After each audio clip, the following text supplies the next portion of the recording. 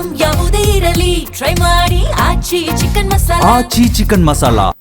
ಕೊಲ್ಲಿ ರಾಷ್ಟ್ರಗಳ ಮಧ್ಯದ ಯುದ್ಧ ತಣ್ಣಗಾಕೋ ಲಕ್ಷಣಗಳಂತೂ ಇಲ್ಲ. ದಿನೇ ದಿನೇ ದಾಳಿಗೆ ಪ್ರತಿದಾಳಿ ಅನ್ನೋ ರೀತಿಯಲ್ಲಿ ಇರಾನ್ ವರ್ಸಸ್ ಅಮೆರಿಕ ಮಧ್ಯೆ ಈ ದಾಳಿ ಮುಂದುವರಿತಾನೇ ಇದೆ. ರಾತ್ರೋರಾತ್ರಿ ಇರಾನ್ ಮೇಲೆ ಕಂಡಲ್ಲಿ ಪ್ರಮುಖ ನೆಲೆಗಳನ್ನ ಟಾರ್ಗೆಟ್ ಮಾಡಿಕೊಂಡು ಅಮೆರಿಕ ಅತಿದೊಡ್ಡ ದಾಳಿಗಳನ್ನ ಮಾಡ್ತಾ ಇದೆ. ಇರಾನ್ ಕ್ಷಿಪಣಿ ಮತ್ತು ಡ್ರೋನ್ ದಾಳಿಗೆ ಅಮೆರಿಕದ 2 ಸೈನಿಕರು ಈಗ ಬಲಿ ಹಾಕಿದ್ದಾರೆ. ಪ್ರತಿಕಾರ ತೀರಿಸಿಕೊಳ್ತಾ ಇದೆ ಇರಾನ್. ಜೋರ್ಡಾನ್ನ ಅಮೆರಿಕ ನೆಲೆಗಳ ಮೇಲೆ ಇರಾನ್ ಖಂಡಾಂತರ ಕ್ಷಿಪಣಿ ದಾಳಿ ಹಾಕಿದ್ದು ಅಮೆರಿಕ ಸೇನೆಯ 2 ಯೋಧರನ್ನ ಹತ್ಯೆ ಮಾಡಲಾಗಿದ್ದು ಓರ್ವ ಯೋಧ ಸೇಫ್ ಆಗಿದ್ದಾರೆ. 2 ಯೋಧರ ಸಾವಿಗೆ ಆಕ್ರೋಶವನ್ನ ಅಮೆರಿಕ ಅಧ್ಯಕ್ಷ ಟ್ರಂಪ್ ವ್ಯಕ್ತಪಡಿಸಿದ್ದಾರಂತೆ. ಇರಾನ್ ಮೇಲೆ ಇನ್ನಷ್ಟು ತೀವ್ರ ಸ್ವರೂಪದ ದಾಳಿಯನ್ನ ಅಮೆರಿಕ ಸೇನೆ ಆರಂಭಿಸಿದೆ ಅನ್ನೋದ್ರ ಬಗ್ಗೆ ಡೀಟೇಲ್ ಸಿಗ್ತಾ ಇದೆ. ಇರಾನ್ ದಾಳಿಗೆ ಫೆಬ್ರವರಿ 28ರಿಂದ ಈ ತನಕ ಅಮೆರಿಕದ 16 ಯೋಧರು ಬಲಿಯಾಗಿದ್ದಾರೆ. ದಾಳಿ ಬಗ್ಗೆ ಅಮೆರಿಕ ಸೇನೆಯ ಸೆಂಟ್ರಲ್ ಕಮಾಂಡ್ ಸೆಂಟ್ಕಾಮ್ ಮಾಹಿತಿ ಕೊಟ್ಟಿದೆಯಂತೆ. ಇರಾನ್ ಮೇಲೆ ಅಮೆರಿಕದಿಂದ ಬಾಂಬ್ ಮಳೆ ಸುರಿಸುವ ಪಣ ತೊಟ್ಟಿದೆಯಂತೆ. ಸತತ 8ನೇ ದಿನವೂ ಕೂಡ ರಾತ್ರಿ ವೇಳೆ ಬಾಂಬ್ ಮಳೆ ಸುರಿಸಿದೆ ಅಮೆರಿಕದ ವಾಯುಪಡೆ. ಇರಾನ್ ಕ್ಷಿಪಣಿ ಮತ್ತು ಡ್ರೋನ್ ದಾಳಿಗೆ ಅಮೆರಿಕದ 2 ಸೈನಿಕರು ಬಲಿಯಾಗಿರೋದು.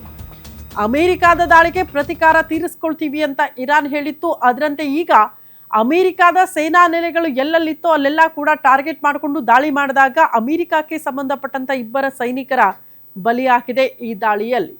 ಬಟ್ ಇದಕ್ಕೆ ಮತ್ತೆ ನಾವು ಪ್ರತಿಕಾರ ತೀರಿಸ್ಕೊಳ್ತೀವಿ ಅಂತ ಅತಿ ದೊಡ್ಡ ದಾಳಿಗೆ ಅಮೆರಿಕ ಸೇನಾ ಪಡೆ ಮುಂದಾಗಿದೆ. ಇರಾನ್ ಮೇಲೆ ಅಟ್ಯಾಕ್ ಮಾಡ್ತಾ ಇದೆ ಅನ್ನೋದರ ಡೀಟೇಲ್ ಸಿಗ್ತಾ ಇದೆ.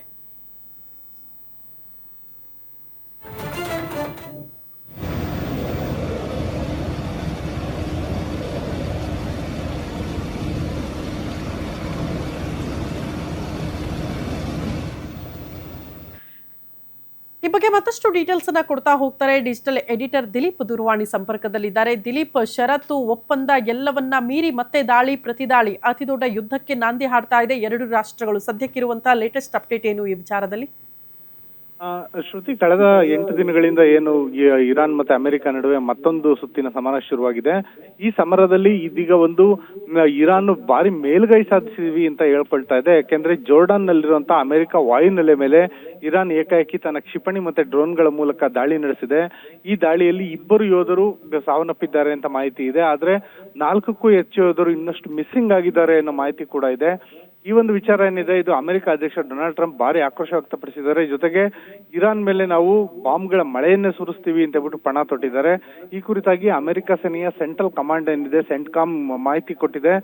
ಏನಂದ್ರೆ ಇರಾನ್ನ ಒಂದು ಕ್ಷಿಪಣಿಗಳಿರ್ಬೋದು ಮತ್ತೆ ಡ್ರೋನ್ಗಳಿರ್ಬೋದು ಆ ನೆಲೆಗಳ ಮೇಲೆ ಮತ್ತೆ IRGC ನೆಲೆಗಳ ಮೇಲೆ ಮತ್ತೆ ಇರಾನ್ ಸೇನೆಯ ಮುಖ್ಯ ಕಚೇರಿಗಳ ಮೇಲೆ ನಾವು ನಿರಂತರವಾಗಿ ದಾಳಿ ನಡೆಸ್ತೀವಿ ಅಂತ ಹೇಳ್ಬಿಟ್ಟು ಸೆಂಟ್ಕಾಮ್ ಪಣ ತೊಟ್ಟಿದೆ.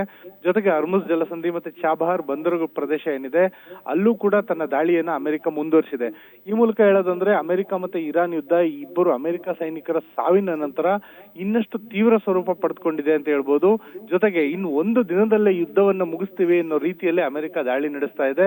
ಹೀಗಾಗಿ ಈ ಸಮರ ಒಂದು ಹಂತದಲ್ಲಿ ನಿರ್ಣಾಯಕ ಘಟ್ಟ ತಲುಪಿದೆಯಾ ಅಂತ ಹೇಳ್ಬಿಟ್ಟು ವಿಶ್ಲೇಷಕರು ಮಾತಾಡ್ಕೊಳ್ತಿದ್ದಾರೆ. ಶ್ರುತಿ. ಓಕೆ ದಿಲೀಪ್, ಧನ್ಯವಾದಗಳು ತಮ್ಮೆಲ್ಲ ಮಾಹಿತಿಗೆ.